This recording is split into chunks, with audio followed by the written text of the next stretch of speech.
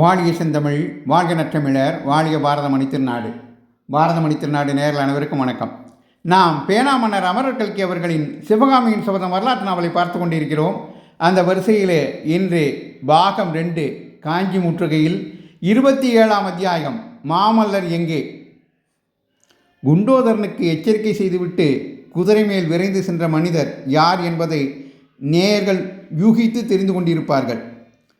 சிற்பம், சித்திரம், சங்கீதம் முதலான லலித கலைகளில் வல்லவராயிருந்தது போலவே யுத்த தந்திர கலையிலும் தேர்ச்சி பெற்றவரும், மாறுவேடம் பூணுவதில் நிகரற்ற சாமர்த்தியம் வாய்ந்தவரும், வாதாபியின் சமுத்திரம் போன்ற சைன்யத்தை வடபெண்ணை கரையில் 8 மாதம் நிறுத்தி வைத்தவருமான மகேந்திர பல்லவ சக்கரவர்த்தி தான் அவர். காஞ்சி கோட்டையிலிருந்து வடதிசையை நோக்கி கிளம்பியது முதல் மகேந்திர பல்லவர் கையாண்ட யுத்த தந்திரங்கள் இதை போல பல சரித்திரங்கள் எழுதுவதற்கு போதுமானவையாகும். நாகநந்தி என்னும் புத்த பிட்சுவின் வேஷம் கொண்டிருந்தவர் புலிகேசியின் அந்தரங்க நம்பிக்கைக்கு பாத்திரமான ஒற்றர் என்பது அவர் யூகித்தறிந்திருந்தார். அதை பரஞ்சோதி கொண்டு போன ஓலையிலிருந்து உறுதிப்படுத்தி கொண்டார். நாகநந்தியின் கையெழுத்தையும் லட்சணையையும் மேற்படி ஓலையில் இருந்து தெரிந்து கொண்டது அவருக்கு பல விதங்களிலும் உபயோகமாக இருந்தது. அந்த உபயோகங்களில் ஒன்றுதான் பல்லவ ராஜ்யத்தின் எல்லைப்புறத்தில் காத்திருந்த கங்க நாட்டு துர்விநீதனை அவசரமாக காஞ்சி மாநகரை நோக்கி முன்னேறச் செய்தது. புலிகேசியின் மாபெரும் சைனியத்திற்கு பின்வாங்கி காஞ்சி கோட்டைக்கு திரும்பி வந்து கொண்டிருந்த மகேந்திர பல்லவர் தாம் கோட்டைக்குள் புகுந்து கொள்வதற்கு முன்னால் ஒரு பெருவெற்றி அடைந்து பல்லவ வீரர்களுக்கும் பல்லவ சாம்ராஜ்யத்துக்கும் மக்களுக்கும் உற்சாகம் ஊட்ட வேண்டும் என்று தீர்மானித்தார். போருக்கு துடிதுடித்து கொண்டிருந்த குமார சக்கரவர்த்தியின் ஆத்திரத்துக்கு ஒரு போக்கு காட்டவும் இந்த சந்தர்ப்பத்தை சக்கரவர்த்தி பயன்படுத்தி கொள்ள விரும்பினார். எனவே நாகநந்தி எழுதியது போல் துர்விநீதனுக்கு உடனே காஞ்சியை நோக்கி முன்னேறும்படி ஓலை எழுதி அனுப்பினார். அதை பார்த்துவிட்டு துர்விநீதன் தன் சிறிய சைனியத்துடன் காஞ்சியை நோக்கி விரைந்து வந்தான். குண்டோதரன் கொடுத்த ஓலையை படித்ததும் நாகநந்திக்கு ஏற்பட்ட அளவில்லாத வியப்பையும் நேயர்கள் கவனித்திருப்பார்கள். அவருடைய ஓலையின்படி முன்னேறி வருவதாக துர்விநீதன் அதில் எழுதியிருந்தபடியால் தாம் அத்தகைய ஓலை ஒன்றும் அனுப்பவில்லை, இதில் ஏதோ சூழ்ச்சி நடந்திருக்கிறது என்று தீர்மானித்து கொண்டு நாகநந்தி குண்டோதரன் கொண்டு வந்த குதிரையில் ஏறி சென்று புள்ளலூர் போர்க்களத்தை அடைந்தார். அதற்குள்ளாக கங்க நாட்டு சைன்யம் தோல்வியடைந்து சேனா வீரர்கள் சிதறி ஓட ஆரம்பித்து விட்டார்கள்.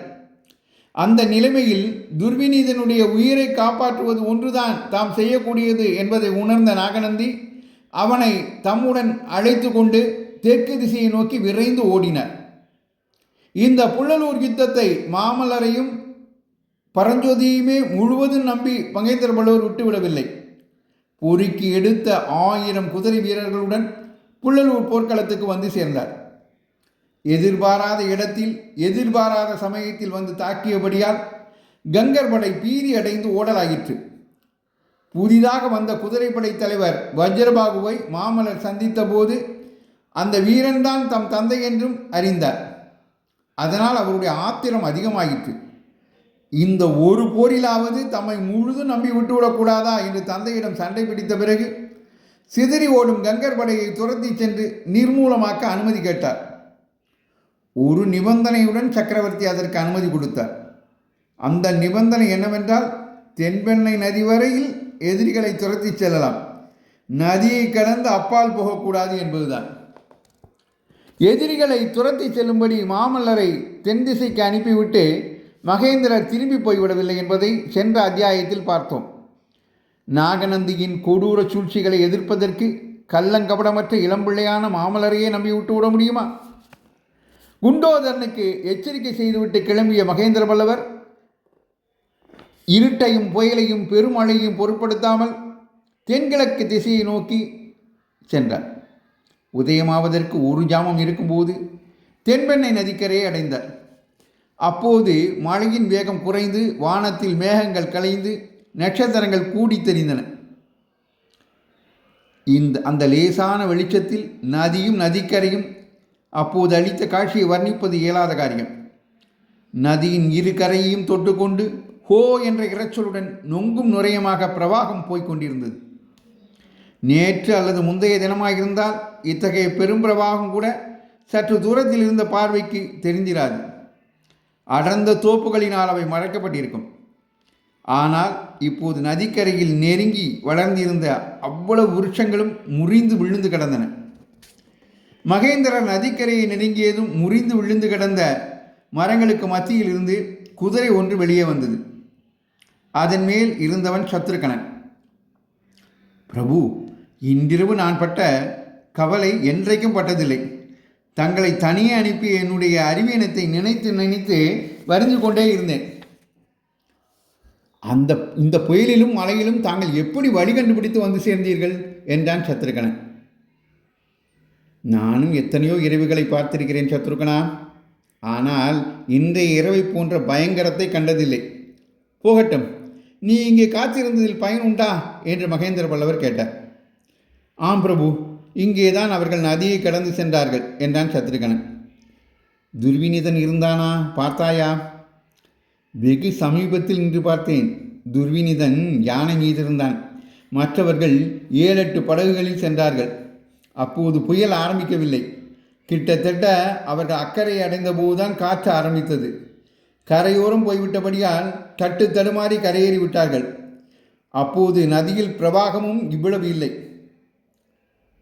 நீ சொன்ன இடத்துக்கு தான் அவர்கள் போயிருக்க வேண்டும். பின்னால் படகு ஒன்றும் விட்டுவிட்டு போகவில்லையா? ஒரு படகை விட்டு போனார்கள். அதை நீங்களும் நானும் எடுத்து கொண்டு போய் விற்றுவை திண்டாட செய்யலாம் என்று நினைத்தேன். ஆனால் புயல் நம்மையும் திண்டாட விட்டு படகை அடித்து கொண்டு போய்விட்டது. நல்லதாய் போயிட்டு சத்ருகனா. துர்விநீதனை தொடர இப்போது அவகாசம் இல்லை. அதைவிட முக்கியமான வேலை இருக்கிறது. மாமல்லனும் பரஞ்சோதியும் எங்கே இறங்கி இருக்கிறார்கள் என்று தெரிந்து கொண்டாயல்லவா? இந்த நதிக்கரையில்தான் கிழக்கே அரைகாத தூரத்தில் இருக்கிறார்கள். இந்த பெரும்புயலில் அவர்கள் என்ன பாடுபட்டார்களோ தெரியவில்லை. உடனே அவர்கள் இருக்குமிடம் போக வேண்டும். பொழுது விடுவதற்குள் அவர்கள் தென்பெண்ணையை கடந்து விட வேண்டும். உன் குதிரையின் உடம்பில் சக்தி இன்னும் இருக்கிறதா சத்ருகனா? குதிரை ரொம்பவும் தளர்ந்து விட்டது. என் குதிரை இன்னும் போகும் பிரபு. இதன் மேல் ஏறிப்போங்கள், நான் இங்கேயே இருக்கிறேன். இல்லை, 2 பேரும் தான் போக வேண்டும். விட்சு இங்கு வந்தால்? விட்சு இங்கு வரமாட்டார் சத்ருகனா. நிச்சயமாக இன்னும் சில நாளைக்கு வரமாட்டார். ஏன் பிரபு? உன் சீடன் குண்டோதரன் அவரை தூக்கி திருப்பார்கடல் உடைப்பிலே போட்டு விட்டான். என்ன? அதோ அந்த சப்தம் உன் காதில் விழுகிறதா சத்ருகனா? சத்ருகனன் முற்று கேட்டுவிட்டு, ஆம் பிரபு, சமுத்திரம் கோஷம் மாதிரி இருக்கிறது. மறுபடியும் மழையா என்றான். மழை சத்தம் அப்படி இராது. திருப்பார்கடல் உடைத்து கொண்டு விட்டது. நாளை பொழுது போவதற்குள் வராக நதியிலிருந்து தென்பெண்ணை வரையில் ஒரே பிரளயம்தான். ஐயோ மாமல்லர் என்று அலறினான் சத்ருகனன். வா போகலாம், மாமல்லனையும் பரஞ்சோதியும் எச்சரித்து காப்பாற்றலாம் என்றார் மகேந்திரர். சுவாமி, குண்டோதரன் திருப்பார்கடல் உடைப்பை அடைக்க முயற்சித்தான். அது முடியாத காரியம். ஓடிப்போய் ஆயனரையும் சிவகாமியும் காப்பாற்றி என எச்சரிக்கை செய்துவிட்டு வந்தேன். என்ன செய்தானோ? ஆகா, அவர்கள் வேறு அகப்பட்டு கொண்டார்களா? இன்றைக்கு உண்மையிலேயே மிக பயங்கரமான இரவுதான் என்று சத்ருகனன் கூறி குதிரையை போகும்படி முடுக்கினான். இது பயங்கரமான இரவானாலும் ஒரு பயன் கிடைத்தது சத்ருகனா. புலிகேசியை வெல்வதற்கு இன்னும் ஒரு ஆயுதத்தை கண்டுபிடித்தேன் என்றார் சக்கரவர்த்தி. பிரபு, தாங்கள் உண்மையிலேயே விசித்திர சித்தர்தான் என்ற சத்ருகனன் வியப்புடன் கூறினான். 2 குதிரைகளும் நதிக்கரையோரமாக கிழக்கு திசையை நோக்கி சென்றன. வழியெல்லாம் முறிந்து கிடந்த மரங்களை தாண்டி போவதில் அவர்களுக்கு எவ்வளவோ சிரமம் ஏற்பட்டது. எனினும் பொழுது புலரும் சமயத்தில் அவர்கள் பல்லவ சைனியத்தின் பாசறையை வந்தடைந்தார்கள். அல்லோல கல்லலமாய் கிடந்த அந்த பாசறையில் நுழைந்ததும் பல்லவ வீரர்களுக்கெல்லாம் வந்திருப்பவர் மகேந்திர சக்கரவர்த்தி என்பது தெரிந்துவிடவே பலமான ஜெயகோஷம் எழுந்தது. மகேந்திர தளபதி பரஞ்சோதியை பார்த்தவுடனே அவரும் பேச இடம் கொடுக்காமல், தளபதி, உடனே புறப்பட வேண்டும். இன்னும் 1 நாழிகைக்குள் தென்பெண்ணையை கடந்து அக்கறை போக வேண்டும். நீந்த தெரிந்தவர்கள் நீந்தட்டும், நீந்த தெரியாதவர்கள் மரம் மட்டை எதையாவது பிடித்து கொள்ளட்டும். குதிரைகள், யானை எல்லாவற்றையும் ஆற்றில் அடித்து விடுங்கள்.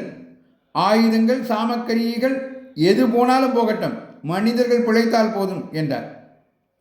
இந்த விசித்திரமான கட்டளையை கேட்டு திகைத்து நின்ற பரஞ்சோதியை பார்த்து, ஓஹோ, காரணம் தெரிய வேண்டுமா? திருப்பார்கடல் உடைத்து கொண்டு விட்டது. அதோ வினாடிக்கு வினாடி அதிகமாகும் கோஷத்தை கேளும். இன்னும் ஒரு ஜாமத்திற்குள்ளே வெள்ளம் இங்கே வந்துவிடும் என்றார். பரஞ்சோதியின் முகத்தில் அப்போது சொல்ல முடியாத பீதி தோன்றியது. பிரபு பிரபு என்று மேலே பேச முடியாமல் அவர் தயங்கி நிற்பதைக் கண்டு, என்ன விசேஷம் தளபதி? மாமல்லன் எங்கே என்று சக்கரவர்த்தி கேட்டார்.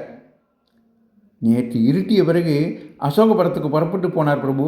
அங்கே அங்கே என்று மேலும் சொல்வதற்கு பரஞ்சோதி தயங்கினார். தெரிந்து கொண்டேன் தளபதி. அசோகபுரத்திலே ஆயனர் இருக்கிறார். அந்த சிற்ப சக்கரவர்த்தியை பார்ப்பதற்காக குமார சக்கரவர்த்தி புறப்பட்டு போனார். நல்லது. மாமல்லனை காப்பாற்றும் பொறுப்பு இனி நமக்கு இல்லை. அது ஏகாம்பரநாதனுடைய பொறுப்பு. இங்குள்ள மற்ற போர் வீரர்களை நாம் காப்பாற்ற முயல்வோம் என்றார் மகேந்திரர். மாமலை பற்றிய அனாவசியமான கவலை நமது வாசகர்களையும் பீடிக்காமல் இருக்கும் பொருட்டே அச்சமயம் அவர் எங்கே இருந்தார் என்பதை சொல்லிவிட விரும்புகிறோம். கிழக்கு வெளுத்து பொழுது புலர்க தொடங்கியிருந்த அந்த நேரத்தில் அசோகபுரத்து புத்த விகாரத்தின் அருகில் மாமல்லர் ஏறியிருந்த குதிரையானது பெருகி வந்த எதிர்வெள்ளத்திலே நீந்தி திணறிக் கொண்டிருந்தது. விகாரத்தின் மேல் தளத்திலே ஆயனரும் சிவகாமியின் அத்தையும் நின்று ஆவலுடன் கவலையுடன் அவருடைய வருகையை நோக்கி கொண்டிருந்தனர். ரதியும் சுகபிரம ரிஷியும் கூட அங்கே காணப்பட்டனர். அதே சமயத்தில் நீர் சூழ்ந்த புத்த விகாரத்தின் ஓரமாக பானை தெப்பத்தில் குண்டோதரன் வந்து கொண்டிருந்தான். வீதியிலும் மற்றும் சுற்றுப்புறமெங்கும் வெள்ளம் சுழித்து கொம்மாளமிட்டு அதிவேகமாக ஓடிக்கொண்டிருந்ததுடன் கணத்துக்கு கணம் பெருகி கொண்டும் இருந்தது. இத்துடன் இந்த அத்தியாயத்தை நிறைவு செய்கிறார் அமரர் கல்கி அவர்கள். தொடர்ந்து அமரர் கல்கி அவர்களின் சிவகாமியின் சம்பந்தம் வரலாற்று நாவலை கேட்டு மகிழ பாரதமணி திருநாடு சேனலை பின்தொடருங்கள் என்று உங்களை அன்போடு கேட்டுக்கொண்டு விடைபெறுகிறேன். நன்றி, வணக்கம், ஜெய்ஹிந்த்.